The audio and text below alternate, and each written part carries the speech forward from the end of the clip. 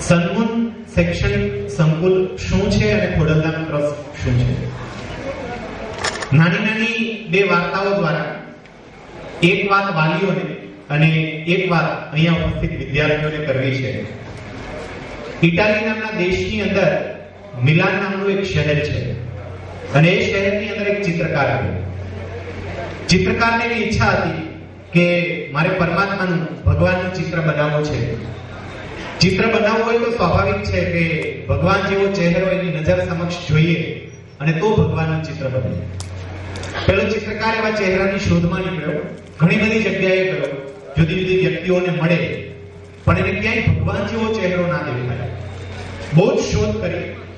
અંતે નાના એવા 7-8 વર્ષની ઉંમરના બાળક ઉપર એને પસંદગી ઉતારી. પેલો બાળક એકદમ નિર્દોષ, નિખાલસ, એના ચહેરા ઉપરથી શાંતિના શેરડા રીતસરના ફૂટતા દેખાય એવો એ બાળક. એ બાળકનું એને ચિત્ર બનાવ્યું અને નામ આપ્યું હતું ગોડ ઇન મેન, માણસમાં ભગવાન. લોકોએ તો એ ચિત્ર જોવે અને ચિત્ર જોઈને જ એવું થાય કે ખરા અર્થમાં જો ભગવાન હોય તો આવા જ હોય. વર્ષો ગયા, એ ચિત્રકાર વૃદ્ધ થયો. એની વૃદ્ધાવસ્થામાં એને વિચાર આવ્યો કે મેં આ દુનિયાને એક ચિત્ર તો બતાવ્યું, ભગવાન હોય તો કેવા હોય, પણ મારે આ દુનિયાને બીજો ચહેરો પણ બતાવવો છે કે શૈતાન હોય, રાક્ષસ હોય તો કેવા હોય. અને એના માટે એમણે એવા ચહેરાની શોધમાં નીકળ્યો, જુદી જુદી જગ્યાએ ગયો, જુદી જુદી વ્યક્તિઓને મળે. બહુ જ વ્યક્તિઓને મળે પણ એને સંતોષ ના થાય, કારણ કે એને છેલ્લામાં છેલ્લી કક્ષાની વ્યક્તિનું ચિત્ર દોરવું. અંતે એક જેલર સાથેની મુલાકાત થઈ. પેલા જેલરે એવું કહ્યું કે મારી જેલમાં એક કેદી આવ્યો છે, એમણે 19 ખૂન કરેલા છે, એને ફાંસીની સજા થયેલી છે. એના જેવો ઘાતકી અને હરામી માણસ તમને બીજો કોઈ નહીં મળે, તમે આવો, રાક્ષસ તરીકેની તમારી શોધ પૂરી થશે. પેલો ચિત્રકાર જેલમાં ગયો, કેદીને મળ્યો અને નક્કી કર્યું કે રાક્ષસ તરીકે મારે આ કેદીનું ચિત્ર દોરવું છે. અને કેદીને એ વાત કરી. કેદી ધ્રુસકે ધ્રુસકે રડવા લાગ્યો. એટલે બધાને આશ્ચર્ય થયું કે આ માણસની આંખમાંથી ક્યારેય આંસુનું ટીપું પણ પડ્યું નથી, અત્યારે આટલો બધો કેમ રડે છે?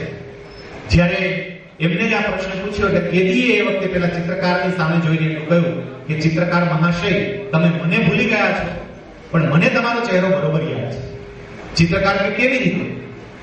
એ વખતે પેલા કેદીએ કહ્યું કે આજથી વર્ષો પહેલા ભગવાનનું ચિત્ર દોરવા માટે તમે જે બાળક ઉપર પસંદગી ઉતારી હતી, ભગવાનનું ચિત્ર દોરવા માટે તમે જે બાળકને પસંદ કર્યો હતો, એ બાળક હું પોતે જ છું. વિચારો, વર્ષો પહેલાનો ભગવાન જેવો ચહેરો વર્ષો પછી શૈતાન કેમ બની ગયો?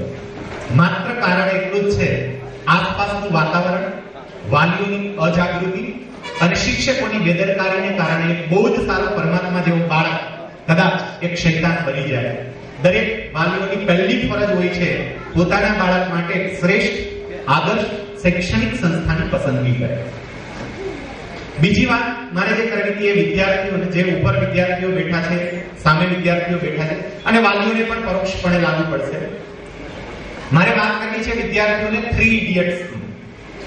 3 ઇડિયટ્સ ની વાત આવે એટલે આપણને આમિર ખાનનું ફિલ્મ યાદ આવે અને આમિર ખાન, સરમન જોશી અને માધવનની યાદ આવે.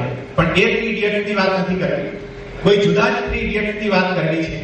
પહેલો ઇડિયટ ભણવા માટે શાળામાં દાખલ થયો, બહુ જ ભણવામાં નબળો હતો. બધા વિદ્યાર્થીઓ શાંતિથી આ બાબતને સાંભળજો અને વાલીઓ પણ સાંભળજો. ભણવામાં ખૂબ નબળો હતો. શિક્ષકો એને ભણાવવા માટે ખૂબ પ્રયત્ન કરે પણ પેલા વિદ્યાર્થીને ક્યારેય કંઈ સમજાય નહીં. એના શિક્ષક એટલી હદે કંટાળ્યા કે છોકરો બીજા ધોરણમાં હતો ત્યારે એની માને સ્કૂલે બોલાવીને એવું કહ્યું કે તમારો છોકરો ભણી શકે એમ નથી, આ બુદ્ધિનો બારદાન છે, ડફોડ છે, અકલમઠો છે, 1 નંબરનો મૂર્ખો છે, જીવનમાં ક્યારેય આગળ નહીં વધી શકે, આને શાળામાંથી લઈ જાઓ. એને બીજા ધોરણમાં સ્કૂલમાંથી રસ્ટિકેટ કરવામાં આવ્યો, સ્કૂલમાંથી કાઢી મૂકવામાં આવ્યો. પેલો મૂર્ખો. બીજો મૂર્ખો, એને પોતાનું પ્રાથમિક શિક્ષણ પૂરું કરીને માધ્યમિક શાળામાં 8મા ધોરણમાં એડમિશન લીધું, પણ એ ભણવામાં બહુ નબળો, સાથે સાથે એ તોફાની અને સ્કૂલમાં બંક મારે, પિરિયડ છોડીને ભાગી જાય. શિક્ષકો કંટાળે, બધા શિક્ષકોએ સાથે મળીને શાળાના સંચાલકોને ફરિયાદ કરી કે આ વ્યક્તિને, આ છોકરાને સ્કૂલમાંથી દૂર કરો, નહીંતર અમારે આ શાળામાં ભણાવવું નથી. શિક્ષકોની આ ફરિયાદને કારણે જેને બીજા 8મા ધોરણમાં સ્કૂલમાંથી રસ્ટિકેટ કરવામાં આવ્યો, કાઢી મૂકવામાં આવ્યો, એ બીજો ઇડિયટ. ત્રીજો ઇડિયટ, એ ત્રીજા ઇડિયટને ભણ્યો ખરો, 5 વિષયની પરીક્ષા લીધી હોય તો 2 વિષયમાં ધક્કો મારવો પડે ત્યારે પાસ થાય. એના પિતા બહુ મોટા હોદ્દા ઉપર હતા એટલે એના પિતા ઉપર એક ચિઠ્ઠી લખવી પડી કે તમારો આ છોકરો જો તમે ધ્યાન નહીં આપો તો તમારી આબરૂને ધૂળધાણી કરી નાખશે. એટલો ભણવામાં નબળો એ છોકરાને માંડ ભણી શક્યો તો એવો એ છોકરો હતો. આ 3 ઇડિયટ્સ ની વાત સાંભળીએ એટલે આપણને એવું લાગે કે આવા લોકો ક્યારે પોતાના જીવનમાં આગળ ના વધી શકે. આવા લોકો સમાજનો સમય બગાડે, સમાજના પૈસા બગાડે, સમાજની શક્તિ બગાડે. પણ આપ સૌને જાણીને આશ્ચર્ય થશે કે આ 3 ઇડિયટ્સમાં જેને બીજા ધોરણમાં સ્કૂલમાંથી એવું પેલે કાઢી મૂકવામાં આવ્યો કે તું બુદ્ધિનો બારદાન છો ને ભગવાને તને બુદ્ધિ આપી નથી. એ પહેલો ઇડિયટ એટલે આ વિશ્વનો સૌથી બુદ્ધિશાળી માણસ અલ્બર્ટ આઇન્સ્ટાઈન, જેને 8મા ધોરણમાં તું જીવનમાં આગળ નહીં વધી શકે, તું અનિયમિત છો, તું તોફાની છો એમ કહીને સ્કૂલમાંથી કાઢી મૂકવામાં આવ્યો. એ બીજો ઇડિયટ એટલે આ વિશ્વનો સૌથી પૈસાદાર માણસ બિલ ગેટ્સ. અને જે 5 વિષયની પરીક્ષામાં 2 વિષયમાં નપાસ થતો હોય, જેના પિતા ઉપર શિક્ષકે ચિઠ્ઠી લખવી પડે કે તમારો આ દીકરો તમારી આબરૂને ધૂળધાણી કરી નાખશે, એ ત્રીજો ઇડિયટ એટલે આ વિશ્વનો સૌથી લોકપ્રિય માણસ મોહનદાસ કરમચંદ ગાંધી, મહાત્મા ગાંધી. એટલું યાદ રાખજો વિદ્યાર્થીઓ, તમારામાં અમાપ શક્તિઓ રહેલી છે. એ શક્તિઓને યોગ્ય વાતાવરણ મળે તો એ બહાર આવે. અહીંયા બેઠેલા વાલીઓને એટલું કહીએ કે સન્મુન શૈક્ષણિક સંકુલ એક એવી શાળા છે કે જે સાચા અર્થમાં વિદ્યાર્થીઓની અંદર રહેલી સુષુપ્ત શક્તિઓને બહાર લાવવા માટેનો પ્રયત્ન કરે છે.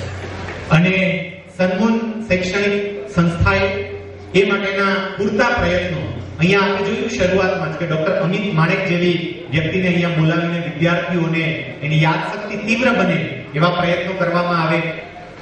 અશોકભાઈ પટેલ દ્વારા લખાયેલા પુસ્તકો વિદ્યાર્થીઓને આપીને એમનું ઇંગ્લિશ બહુ જ સારું થાય, જે ઇંગ્લિશની અંદર એક્સપર્ટ બને એવા પ્રયત્નો કરવામાં આવે.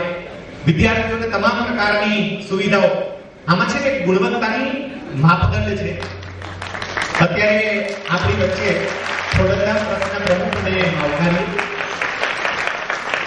અહીંયા આ સન્મુન શૈક્ષણિક સંકુલ દ્વારા વિવિધ પ્રકારની પ્રવૃત્તિઓ વિદ્યાર્થીઓના વિકાસ માટે અને વિદ્યાર્થીઓના ઉત્કર્ષ માટે થઈ રહી છે. ખાસ કરીને જ્યારે આજના ભૌતિક વાતાવરણની અંદર અહીંયા ખૂબ વાતાવરણ બગડી રહ્યું છે, ત્યારે વિદ્યાર્થીઓને શિક્ષણની સાથે સંસ્કાર મળે અને આધ્યાત્મિકતાનો ટચ થાય એ પણ જરૂરી છે. એવા પણ સુંદર પ્રયત્નો આ બધાના સાંસ્કૃતિક કાર્યક્રમો દ્વારા આપણે સૌ માણી રહ્યા છીએ. અને શિક્ષણની લગતી બાબતમાં બહુ જાજુ બધું ધ્યાન નથી પડતું, એટલે ફક્ત આપ સૌએ આજે એમને બોલાવીને અહીંયા ખોડલધામ ટ્રસ્ટ કાગવડ ખાતે જે 21/1/2012 રોજ સમગ્ર વિશ્વએ નોંધ લીધી સમાન કાર્યક્રમના અનુસંધાને આપ સૌએ મારું સન્માન કર્યું બદલ ખૂબ ખૂબ વંદન અને આભાર. મને અઠવાડિયા 10 દિવસ પહેલા સન્મુન સંકુલમાંથી આમંત્રણ દેવા ભાઈ પધાર્યા હતા, ત્યારે મને એમ વિચાર આવ્યો કે સન્મુન આ નામ એક અંશે ખૂબ જ મહત્વનું નામ છે. સૂર્ય અને ચંદ્ર બંને ભેગા, અને જ્યારે આવું સરસ નામ ની નીચે કોઈ સંકુલ ચાલતું હોય ત્યારે મારે ફક્ત અહીંયા બેઠેલા વાલીગણને એટલું જ કહેવાનું છે કે આજથી તો નાના ભૂલકા છે, પણ મોટા થાય ત્યારે આ સંકુલના આધારે આ તમારા નાના ભૂલકાઓ ચંદ્ર અને સૂર્યથી પણ વધારે તપસ્વી બને અને ખૂબ એની જિંદગીની અંદર આગળ વધે એટલી પ્રાર્થના માં ખોડલધામ પાસે કરું છું. શૈલેષભાઈ આપ સૌને ઘણો બધો ખોડલધામ ટ્રસ્ટ વતી માહિતી આપી, પણ એક બે અગત્યની વાત જે વાલીમાં બેઠું છે ત્યારે મારે કહેવાની છે કે આજે આ નાના ભૂલકાઓ છે એનામાં પણ એક હરીફાઈ આવી છે, અને હરીફાઈ આવી છે એ ઘણા પ્રકારની હરીફાઈ આવી છે. ખાલી ભણવાની હરીફાઈ હોય તો આપણે માની શકાય કે મારી બાજુમાં બેઠેલો મારો મિત્ર છે એને 81% મળે છે, મને 80 મળે છે, પણ કે બાપુજી કે બા મારે 81 લેવા માટે શું કરવું, આવા પ્રશ્નો આજના ઘરની અંદર ઓછા થઈ ગયા છે. પણ આજે હરીફાઈ એવી આવી છે કે મારી બાજુમાં બેઠેલો છોકરો છે એ કહે સેમસંગ આ નંબરનો મોબાઈલ છે, મારે નથી મોટો મોબાઈલ જોઈએ. શૈલેષભાઈ કીધું એમ, અને આપ સૌ જાણો છો એમ, આપણો સમાજ છે એ પરિશ્રમથી આગળ વધેલો છે, નિષ્ઠાથી આગળ વધેલો છે. અને આપણો સમાજ કોઈ દિવસ કોઈ પાસે કઈ લેતો નથી, હંમેશા દે છે. ત્યારે આ નાના ભૂલકાઓથી જો સાચી ટ્રેનિંગ મળે, ખાસ કરીને ઘરની અંદર સંકુલો ટ્રેનિંગ આપતી જોઈએ, પણ ઘરનું વાતાવરણ છેલ્લા લગભગ 10 વર્ષથી ખૂબ જ બગડતું જાય છે. અને એ પણ ખોટી હરીફાઈના હિસાબે. ઓલાએ પલ્સર લીધું છે, મારે લેવું છે, ઓલાએ આ લીધું, મારે લેવું છે, ઓલાએ લગ્નમાં આટલો ખર્ચ કર્યો, મારે આટલો ખર્ચ કરવો છે. આવી એક ખોટી હરીફાઈ શરૂ થઈ છે. અને આપણે કોને બતાવવાનું છે એ મને નથી ખબર. કદાચ મારી પાસે કોઈ આ બંડી પહેરી છે મેં કદાચ બતાવું, તમને 200 જણાને ખબર પડી કે બંડી પહેરી છે. સમગ્ર વિશ્વને કંઈ ખબર નથી પડતી. પ્રથમ બાબત એ છે કે આ એક એટલી નાની વયની એક ઉમરી, આ એની ઉંમર છે કે આજે એને જેમ વાળશો એમ મળશે. અને ત્યારે ફક્ત ભણવામાં જ નહીં, પણ સારા સંસ્કારો એની અંદર પડે. સારા સંસ્કારો સાથે એક મોરલ ડ્યુટી એનામ આવે. આ રાષ્ટ્રની અંદર આપણું નાનું ભૂલકું કેવી રીતે રાષ્ટ્રને પ્રદાન કંઈક કરી શકે, એવા વિચારોથી, એક સારા વાચનથી, ટેલિવિઝનના થોડાક એને શો ઓછા કરાવવું, એને થોડુંક વાંચન કરાવવું, અને રાષ્ટ્રને કેવી કંઈક અર્પણ કરી શકે, આવા વિચારો સાથે આજે આપ સૌને મારી આટલી જ વિનંતી છે. જો એની અંદર થોડોક પણ 1% પણ તમે પ્રકાશ પાડશો તો મને વિશ્વાસ છે તમને જ્યારે મોટા થશે ત્યારે તમને આનંદ થશે કે આ કાંઈક દીકરો કે આ દીકરી મારા અલગ ક્યાં છે બીજા કરતા. આજે એક પ્રવાહ છે, એ પ્રવાહમાં તો બધા ચાલતા જ હોય છે. આજે કોઈ પણ પિક્ચર લાગ્યું હોય, ખૂબ હિટ થયું હોય, પેલા એમ કહેવાતું કે આના 52 મિનિટ થયા, આના 65 ભણતા ત્યારે મને યાદ છે, શોલેના કંઈક 2 વર્ષ 2.5 વર્ષ થયા હતા. પણ તમે વિચાર કરજો, પિક્ચર એક એવી વસ્તુ છે, સિરિયલ એક એવી વસ્તુ છે, ટેલિવિઝન એક એવી વસ્તુ છે કે સારામાં સારો વર્ગ અને નાનામાં નાનો વર્ગ આ બંને જોતા હોય. એટલે એની અંદર કશું મળતું નથી. મારું કહેવાનું આપણે શું થાય, એક સારી જ્ઞાતિમાંથી જો ત્યારે તમારે એક એવી પસંદગી કરવી જોઈએ કે જ્યાં પ્રવાહ ન ચાલતો હોય, કંઈક નવીનતાથી તમે આગળ વધો. અને નવીનતા આ ઉંમરી વયે તમે 100% આપી શકશો. એટલી જ મહાખડો પાસે પ્રાર્થના કરી આપ સૌને ખૂબ. ધોરણ 4 માં 86.67% સાથે ત્રીજો નંબર પ્રાપ્ત કર્યો છે. તો તેઓ પણ સ્ટેજ પર આવશે અને શ્રી પરેશભાઈ ગજેરા તેમનું સ્વાગત કરશે. ધોરણ 5